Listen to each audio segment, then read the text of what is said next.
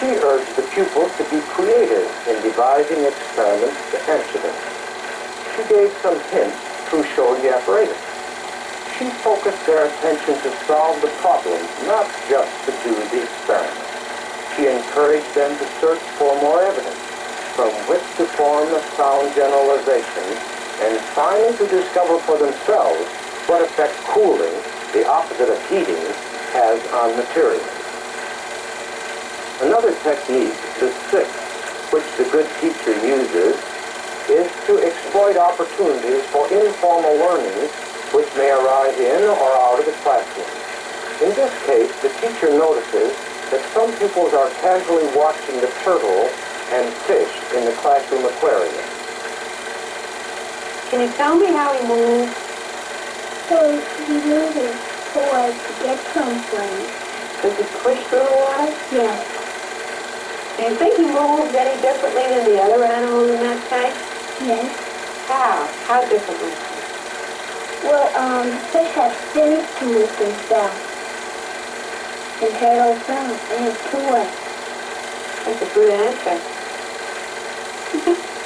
How does he swim, Kathy? He moves his legs. Like this. Does he swim any differently than the other animals in there? Yes. How? Well, fish doesn't have legs to move. That's one thing. And, he sort of climbs through the water, and fish float through the water. How in the world does that turtle move? He's moving with every fin. How does he manage to push himself through the water? He likes toes with his tail. Right. And what about the fish? Does he have claws? Not really. What? What does he have?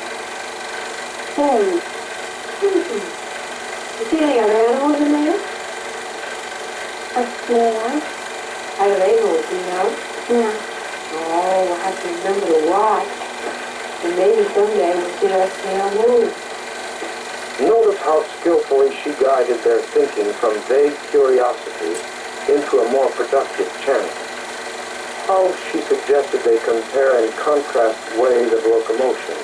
How she planted the idea that there's much else to be learned here. And how she urged pupils to continue to observe and report their discoveries. In the seventh and last technique, the good teacher uses instructional materials functionally. That is, to use any teaching tool for the unique contribution it can make to the problem being solved. This functional approach is important in all types of audiovisual instructional materials. Let us look in on this class, which has been investigating the problem of what happens when a material is heated. The teacher has selected a motion picture to reinforce some of the things learned from their experiment. It also shows some of the applications of the basic principles. This part we shall see now. Metal is only one of the many solids which behave in this manner. They expand when heated and contract when cooled. Perhaps there is a bridge like this one near your home. Thousands of cars pass over this bridge every day. Many people depend upon it to carry them to school or to work. Yet this bridge might not be possible if it weren't for something you probably never noticed before. It's called an expansion joint.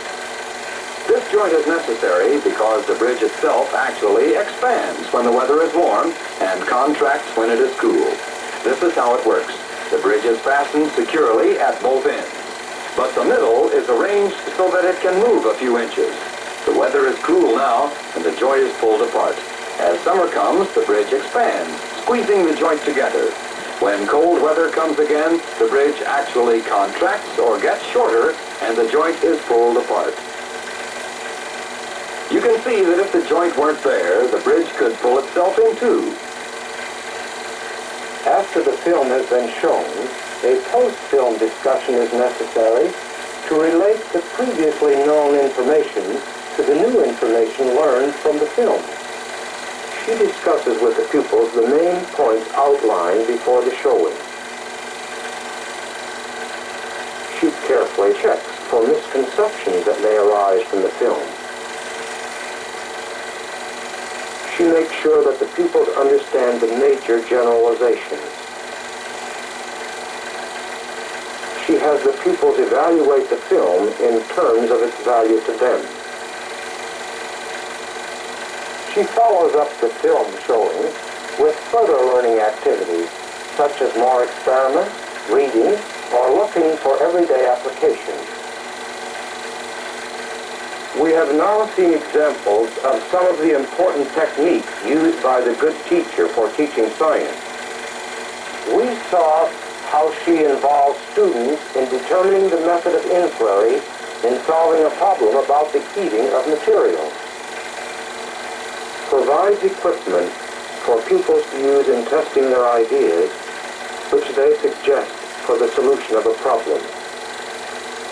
Makes provision for active participation by the pupils themselves as they work in groups. Gives pupils the opportunity to learn from one another through group reports. Encourages pupils to relate science learning to their environment. Exploits opportunities for informal learning as pupils observe. The bridge expands, squeezing the joint together. When cold weather comes again, the bridge actually contracts or gets shorter, and the joint is pulled apart. If you follow these and other recommended techniques, your teaching will be better because the learning will be better. Learning cannot be guaranteed, but the use of good techniques will increase its likelihood to the advantage of both your pupils and yourself.